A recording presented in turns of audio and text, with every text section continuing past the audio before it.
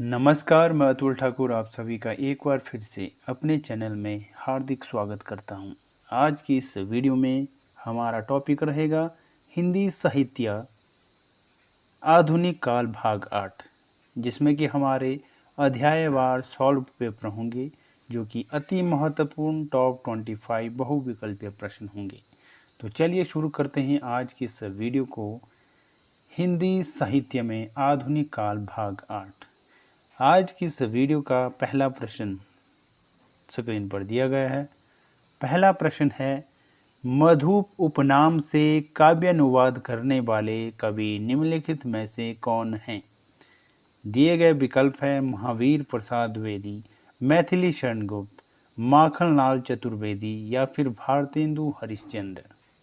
Very important question है, KVS PGT 2018 में प्रश्न पूछा गया था। सही उत्तर बताइए। मधुपूप नाम से काव्यानुवाद करने वाले कवि निम्नलिखित में से कौन है? इस प्रश्न का सही उत्तर होगा विकल्प नंबर बी, यानी कि मैथिली शरण गुप्त जो है इस प्रश्न का सही उत्तर होगा। मधुपूप नाम से काव्यानुवाद करने वाले कवि हैं मैथिली शरण गुप्त। बी सही उत्तर होगा। अगला प्रश्न है प्रश्न नंबर 2। प्रश्न नंबर 2 है, राम तुम मानव हो, ईश्वर नहीं हो क्या? विश्व में रमे हुए नहीं, सभी कहीं हो क्या? तब मैं निरीश्वर हूँ, ईश्वर क्षमा करे, तुम न रमो तो मन तुम में रमा करे। आधुनिक दृष्टिकोण से प्रेरित मैथिली शरण गुप्त ने राम के विषय में यह काव्योक्ति किस काव्य ग्रंथ में लिखी? दिए गए विकल्प है पंचवटी, साकेत, नहुष या फिर विष्णुप्रिय। सही उत्तर बताइए। तो इस प्रश्न का उत्तर होगा साकेत। साकेत इसका सही उत्तर रहेगा। विकल्प number B is correct answer. अगला प्रश्न है प्रश्न नंबर 3। दिवस का अवसान समीप था, गगन था कुछ लोहित हो चला, तरु शिखर पर थी अब राजती, कमलिनी कुल वल्लभ की प्रभा। इस काव्य पंक्तियों का आशय है, क्या है काव्य पंक्ति का आशय?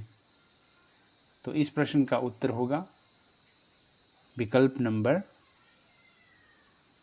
बी, यानी कि बी और डी जो है सही उत्तर होगा। बी कौन सा है? आसमान में लालिमा फैलने लगी थी, और डी है पेड़ों की फुनगियों पर सूरज की आखिरी किरणें विराजमान थी।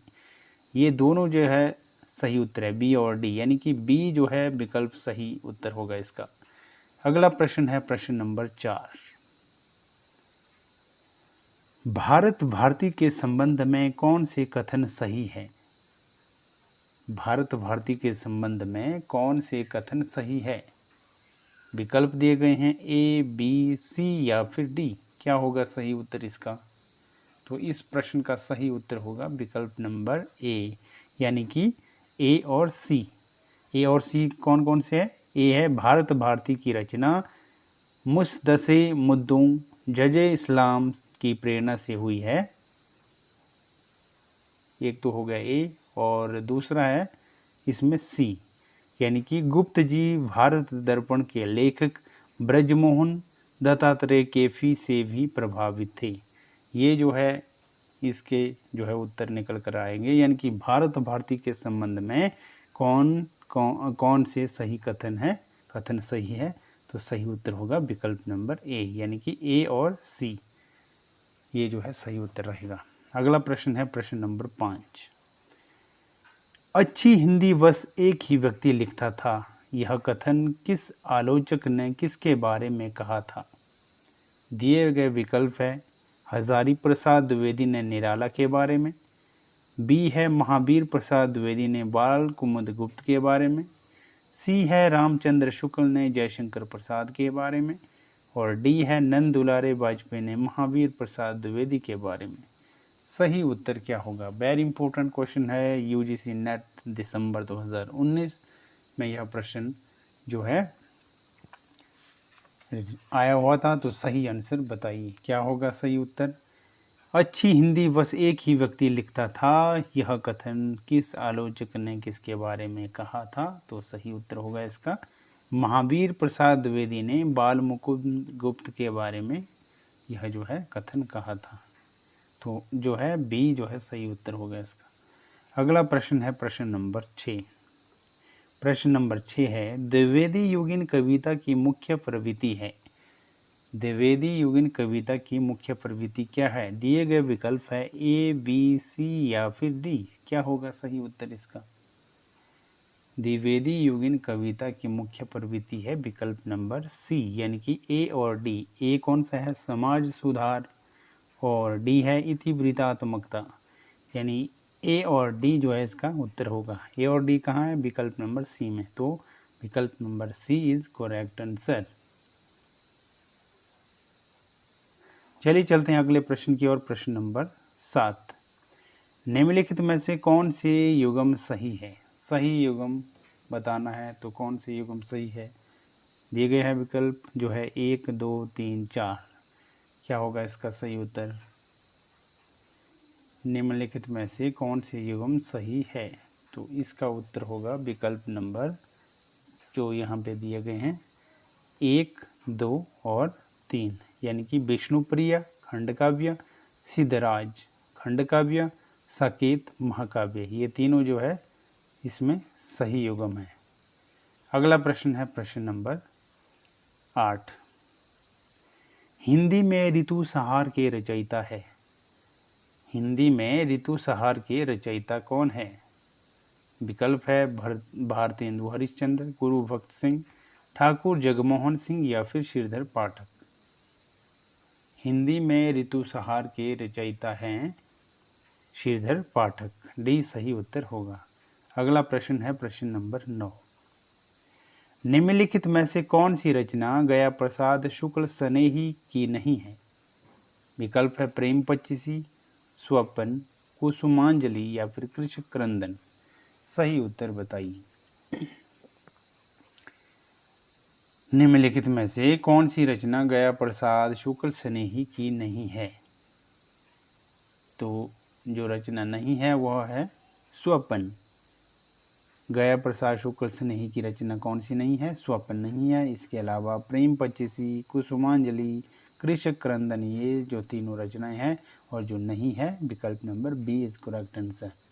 अगला प्रश्न है प्रश्न नंबर 10, द्विवेदी युग नामकरण किया गया है। किसने किया है द्विवेदी युग नामकरण? सही उत्तर बताइए। तो इसका उत्तर होगा महावीर प्रसाद द्विवेदी के नाम पर पड़ा है द्विवेदी युग नामकरण। सी सही उत्तर होगा। अगला प्रश्न है प्रश्न नंबर 11, जगत सच्चाई सार कविता के रचयिता है। विकल्प है नाथुराम शर्मा, श्रीधर पाठक, देवीदत्त शुक्ल, इनमें से कोई नहीं।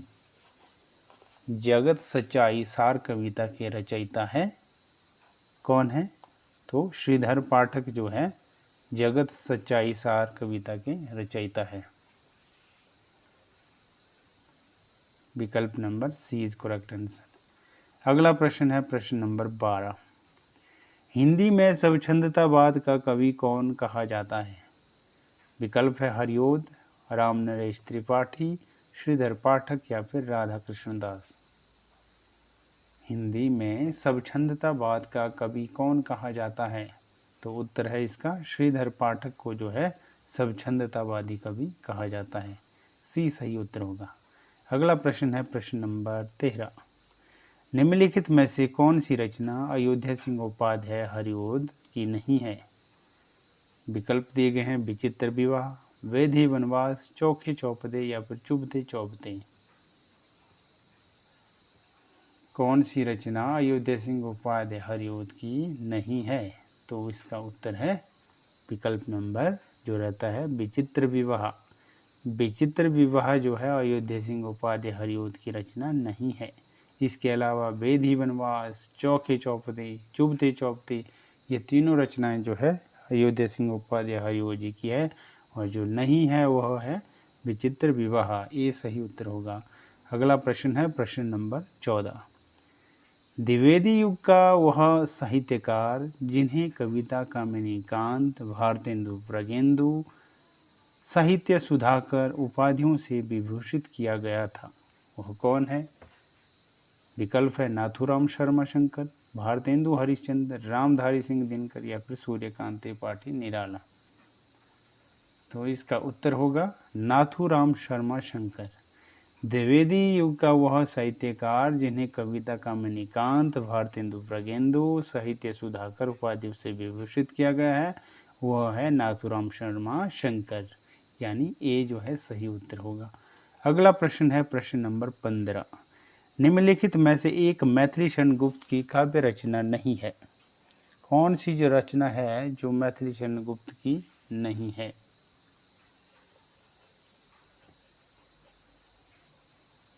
निम्नलिखित में से एक मैथिली शरण गुप्त की काव्य रचना नहीं है, वह नहीं है कृषक क्रंदन। कृषक क्रंदन जो है मैथिली शरण गुप्त की रचना नहीं है। विकल्प number D is correct answer. अगला प्रश्न है प्रश्न नंबर 16। मैथिली शरण गुप्त की कौन सी रचना महाभारत संबंधी नहीं है? विकल्प है वन वैभव, शक्ति, बकसहार या फिर सिरेंद्री। सही उत्तर क्या होगा? मैथिली शरण गुप्त की कौन सी रचना महाभारत संबंधी नहीं है?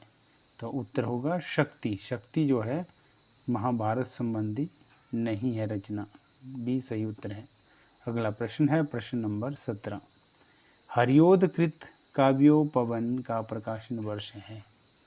अयोध्या सिंह उपाध्याय हरियोध जी की जो काव्योपवन का प्रकाशन वर्ष बताना है, तो क्या है इनका जो है काव्योपवन का प्रकाशन वर्ष? तो इसका उत्तर होगा 1919 ईस्वी जो है इसका सही उत्तर है। हरियोधकृत काव्योपवन का प्रकाशन वर्ष है 1909 ईस्वी, इसका जो सही उत्तर है। अगला प्रश्न है प्रश्न नंबर 18।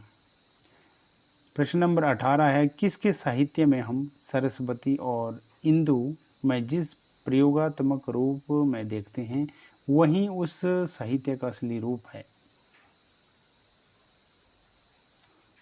इस प्रश्न का उत्तर क्या होगा? सही उत्तर है इसका विकल्प नंबर बी, यानी कि द्विवेदी युग किसके साहित्य को हम सरस्वती और इंदु में जिस प्रयोगात्मक रूप में देखते हैं वही उस साहित्य का असली रूप है।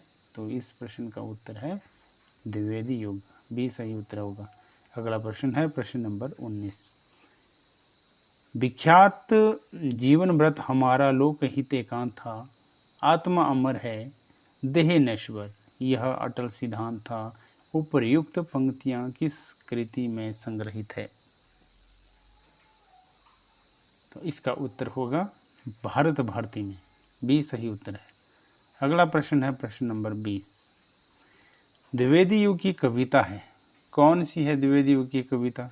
उपदेशात्मक एवं इतिवृत्तात्मक, प्रकृति चित्रात्मक, नवजागरण परक या फिर नारी चेतनात्मक? सही उत्तर बताइए। द्विवेदी युग की कविता है, तो सही उत्तर है उपदेशात्मक एवं इतिवृत्तात्मक, ये जो इसका उत्तर रहता है। चलिए चलते हैं अगले प्रश्न की ओर, जो कि है प्रश्न नंबर 21। मैथिली शरण गुप्त ने इतिहास के उपेक्षित नारी पात्र को निम्न पुस्तक में प्रतिष्ठित किया है। किस पुस्तक में जो है प्रतिष्ठित किया है मैथिली शरण गुप्त ने? तो इसका उत्तर होगा साकेत में। किसमें? साकेत में। अगला प्रश्न है प्रश्न नंबर 22। द्विवेदी युग का एक और नाम है, कौन सा युग है द्विवेदी युग का एक और नाम? तो सही उत्तर है इसका जागरण सुधार काल। द्विवेदी युग का एक और नाम है जो कि है जागरण सुधार काल नाम। अगला प्रश्न है प्रश्न नंबर 23। द्विवेदी युगीन साहित्य में किस प्रवृत्ति की प्रमुखता नहीं है? विकल्प है गद्यात्मकता, काव्यात्मकता, वैचारिकता या फिर इतिवृत्तात्मकता। सही उत्तर बताइए। द्विवेदी युगीन साहित्य में किस प्रवृत्ति की प्रमुखता नहीं है? तो इसका उत्तर होगा काव्यात्मकता की जो है प्रमुखता नहीं है, बी सही उत्तर होगा। अगला प्रश्न है आज की इस वीडियो का सेकंड लास्ट प्रश्न। राजपूती आन की कथा है, कौन सी है राजपूतियान की कथा? सिद्धराज है, रंग में भंग है, पंचवटी है या फिर साकेत है? राजपूती आन की कथा है, रंग में भंग, बी सही उत्तर होगा। आज की इस वीडियो का अंतिम प्रश्न है प्रश्न नंबर 25। साकेत की कथा का मुख्य संबंध किसके चरित्र विकास से जुड़ा है?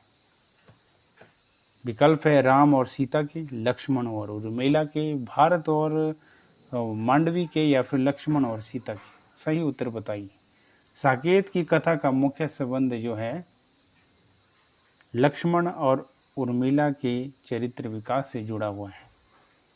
तो आज की यह वीडियो जो है हिंदी साहित्य के इतिहास के में आधुनिक काल भाग 8 हमारी थी आज, जो कि आज हमारी कंप्लीट हो चुकी है, जिसमें कि हमारे टॉप 25 बहुविकल्प प्रश्न थे जो कि कंप्लीट हो चुके हैं। और अब मिलेंगे हम एक नई वीडियो के साथ शीघ्र ही। तब तक के लिए हमें दीजिए इजाज़त। नमस्कार।